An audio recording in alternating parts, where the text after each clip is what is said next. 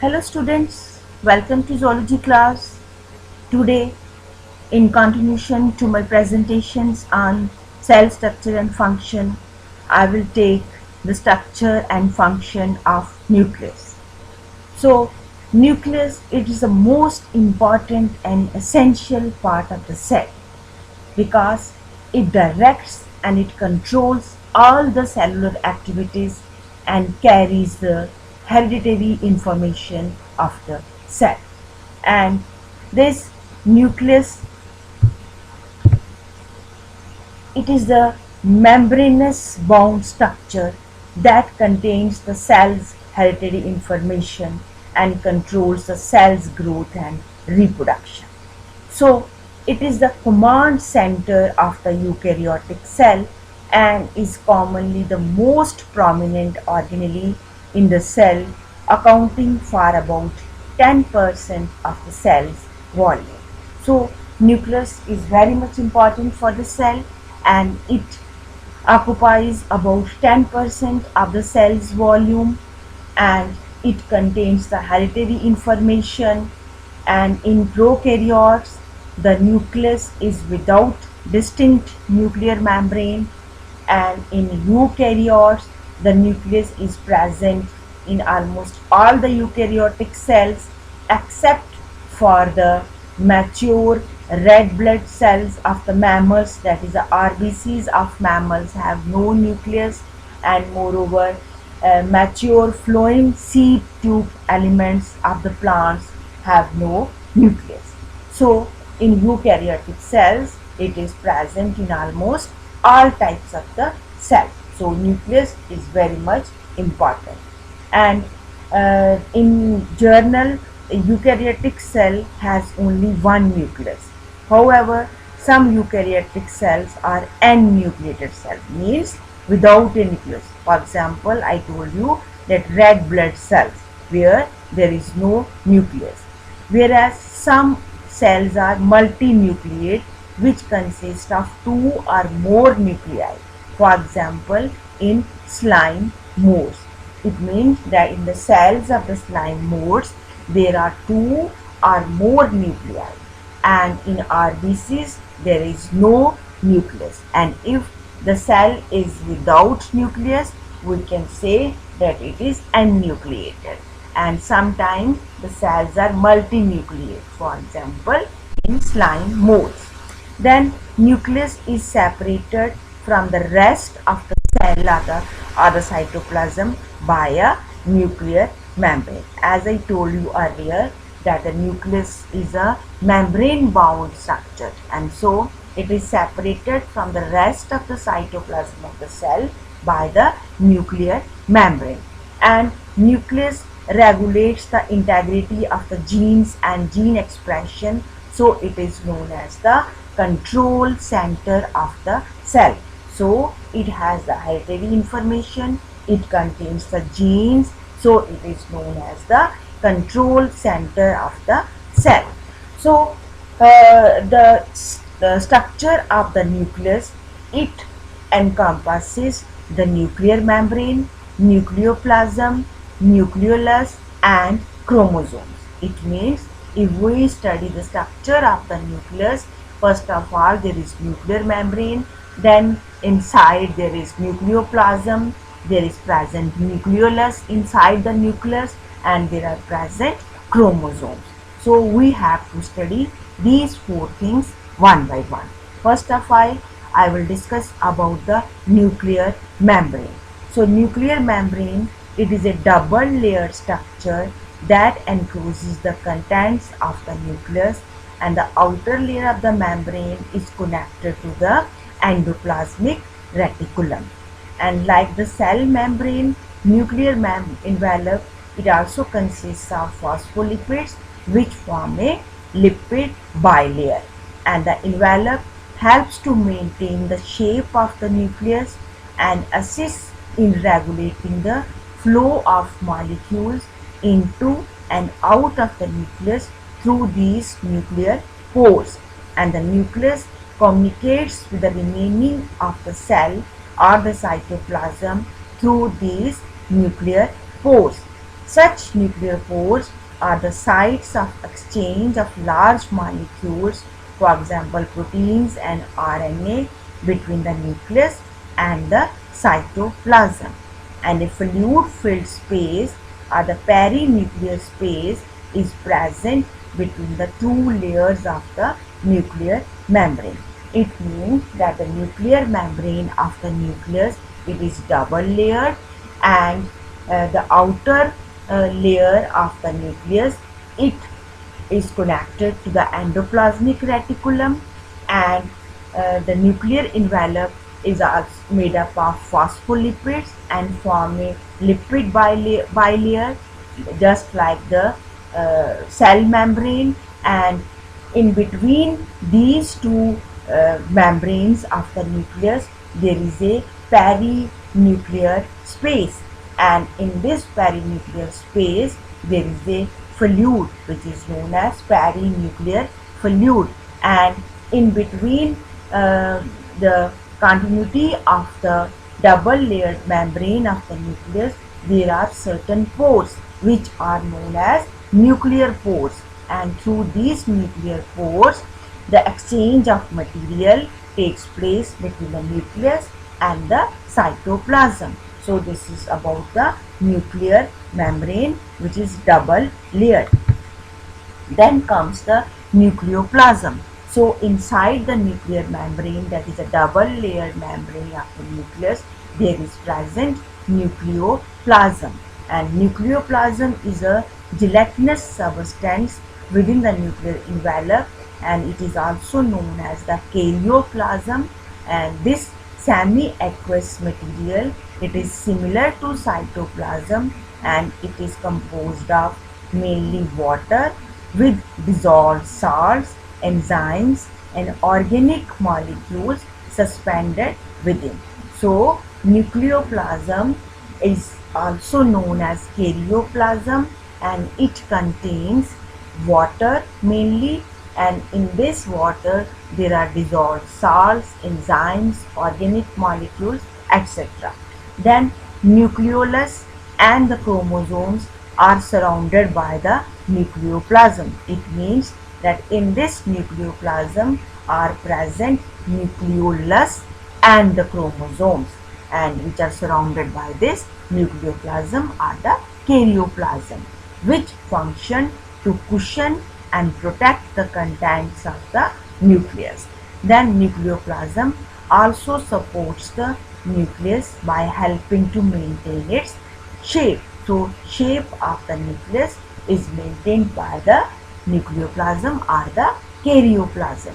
And in addition to it, nucleoplasm, it provides a medium by which materials such as enzymes and DNA and RNA, they can be transported throughout the nucleus. So they also act, this nucleoplasm also acts as a medium for the transportation of the material, and substances are exchanged between the cytoplasm and the nucleoplasm through nuclear pores. So this is about the nuclear membrane. And then nucleoplasm, it means the nucleus which is present inside the cell, it is surrounded by cytoplasm, and this nucleus, it is bounded by a double membrane which has the perinuclear space surrounding it, and in between it there is perinuclear fluid, then there are nuclear pores, and then inside this membrane there is present nucleoplasm, which is also known as karyoplasm. And this nucleoplasm or the karyoplasm, it supports to maintain the shape of the nucleus, and moreover it forms a medium to transport the material between the nucleus and the cytoplasm of the cell. Then comes the nucleolus. So inside the nucleus there is present one structure which is known as nucleolus, and contained within the nucleus, this is the dense membraneless structure, and it is composed of RNA and proteins. So inside the nucleus there is present one dense structure which is membraneless and composed of RNA and proteins, and it is known as the nucleolus. And some of the eukaryotic organisms, they have a nucleus that contains up to 4 nucleoli. So in some cases 4 nucleolus are present.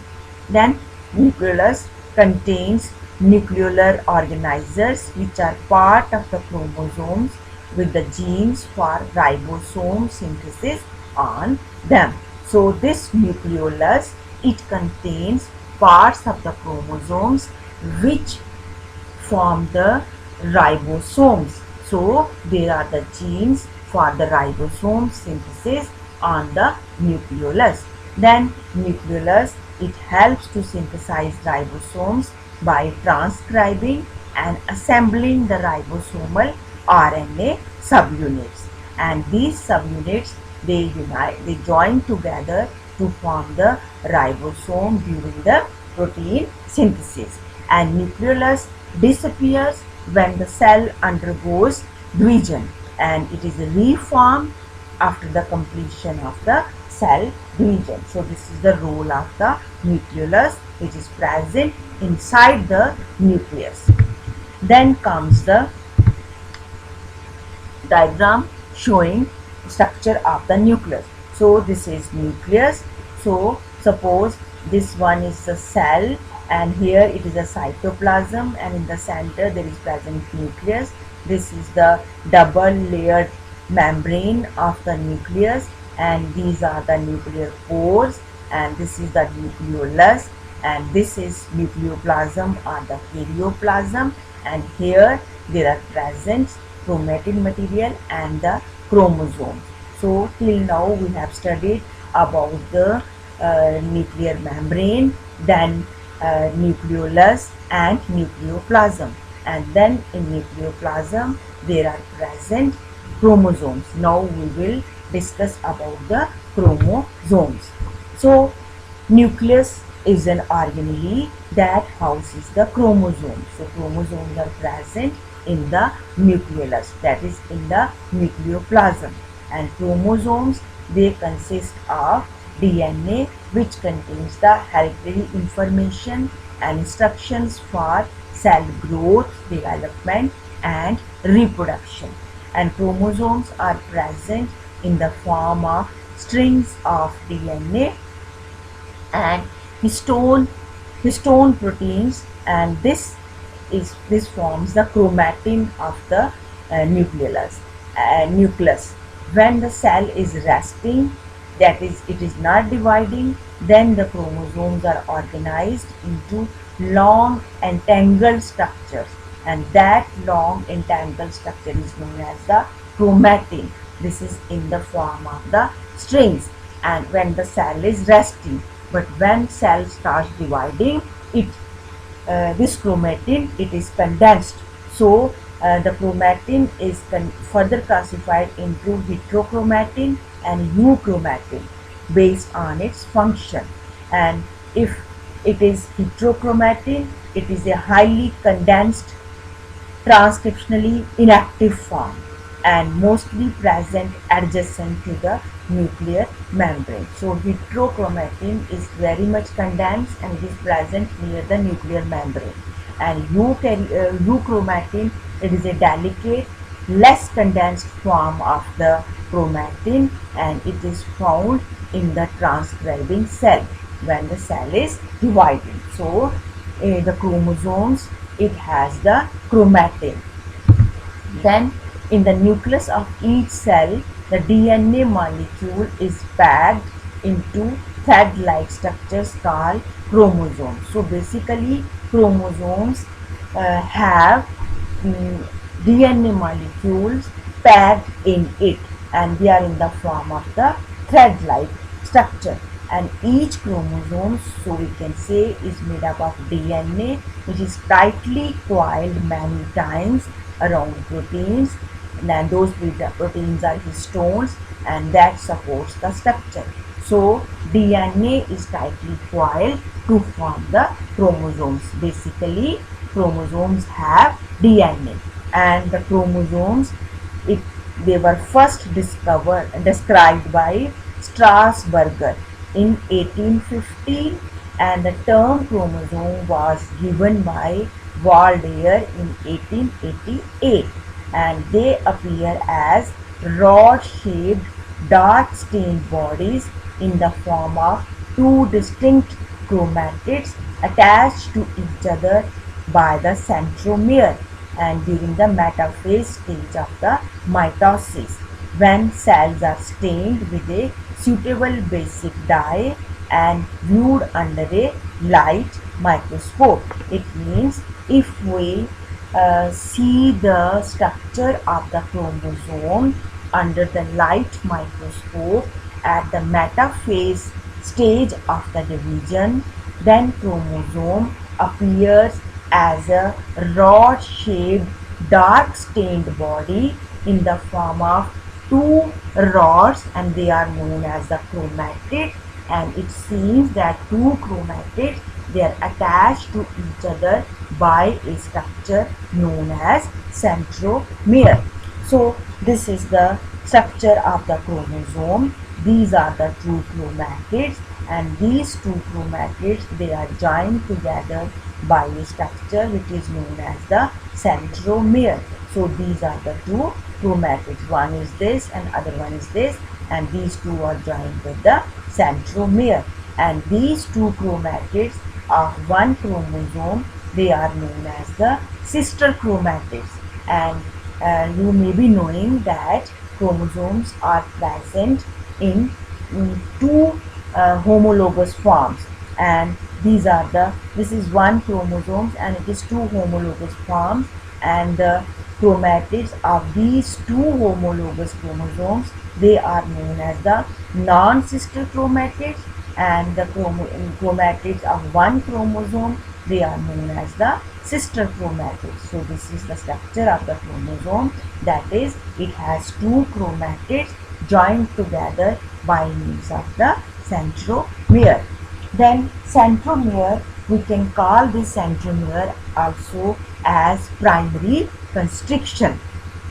It means centromere is also called primary constriction, and besides centromere or the primary constriction, secondary constriction is also seen in some chromosomes. And if this secondary constriction is also present in chromosome besides the primary constriction or the centromere, they are in the distal extreme end of the arm. It means secondary constriction is present at the extreme end of an arm, and it pinches off a small fragment, and that is known as satellite. And the chromosomes which are having these satellites or the secondary constriction, they are known as the SAT chromosomes. So we can say that the centromere is also known as the primary constriction, and in some chromosomes, in addition to primary constriction, secondary constriction is also present, and in that case, this secondary constriction, if present at the extreme end of an arm and pinch off a small fragment, that is known as the satellite, and those chromosomes are known as the SAT chromosomes. Now we will discuss about the types of the chromosomes. First type, we can say the chromosomes are either autosomes or sex chromosomes.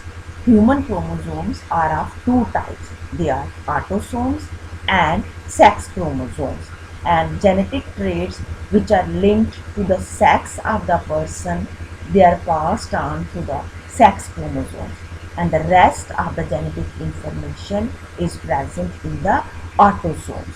Human beings have 23 pairs of chromosomes in each cell, and of which 22 pairs are the autosomes and one pair is sex chromosome. And in total there are 46 chromosomes in each cell of the human beings. It means that human beings have 23 pairs of chromosomes or 46 chromosomes. And out of these 23 pairs, 22 pairs of chromosomes, they are known as autosomes. And these autosomes, they contain the information other than the sex of the person. And the one pair of chromosome that is known as the sex chromosome, that contains the information related to the sex of the person, which is passed on to the next generation and to the sex chromosome. So basically, in human beings, there are two types of chromosomes, autosomes and sex chromosomes. So this is one type of classification. Second type of classification is based on the number of the centromeres. So we can call the chromosome as monocentric if there is only one centromere, and chromosome is known as dicentric if it has two centromeres, and if chromosome has more than two centromeres, then it is known as polycentric chromosome. So on the basis of the number of centromeres, chromosomes can be monocentric, dicentric or polycentric. Then the third type of classification is on the basis of the location of the centromere. So now you know that centromere is the point at which two chromatids of the chromosomes are joined, and on the basis of the location of the centromere, we can classify the chromosomes in different types. And the first type is telocentric.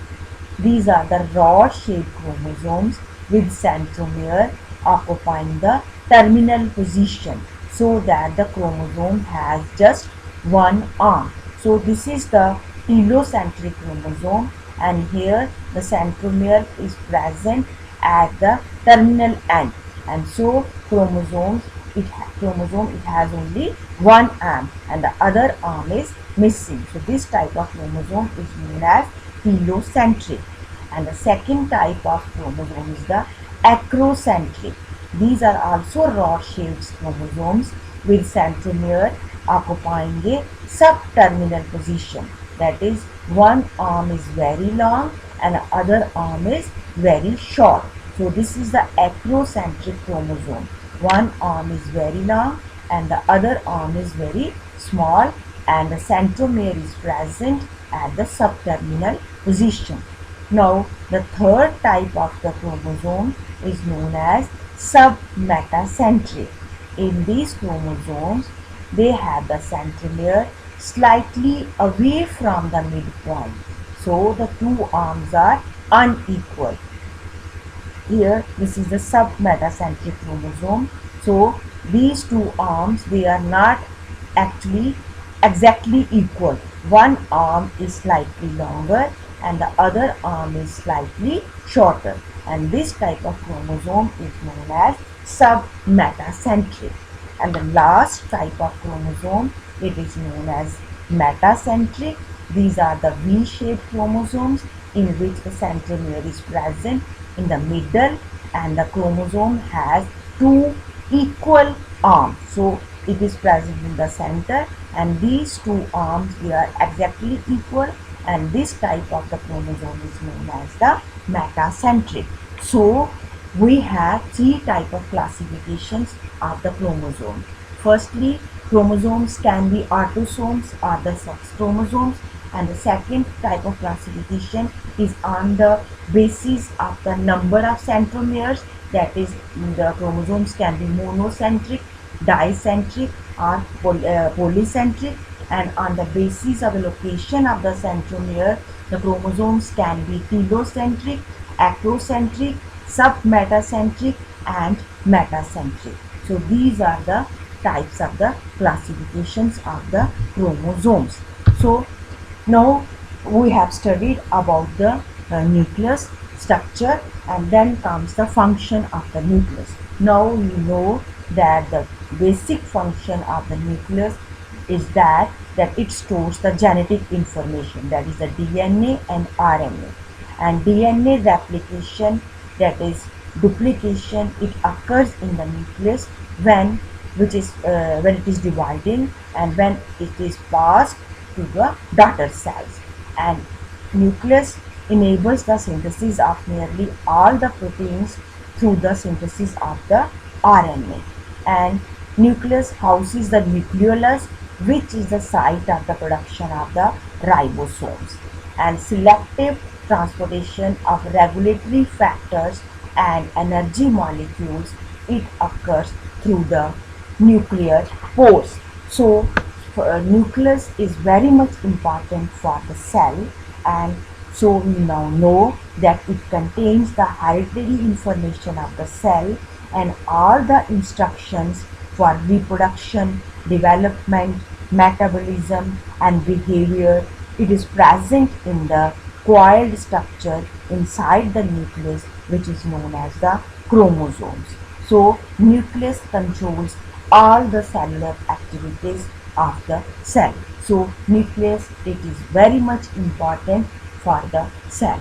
So this is all about the structure and the function of the nucleus.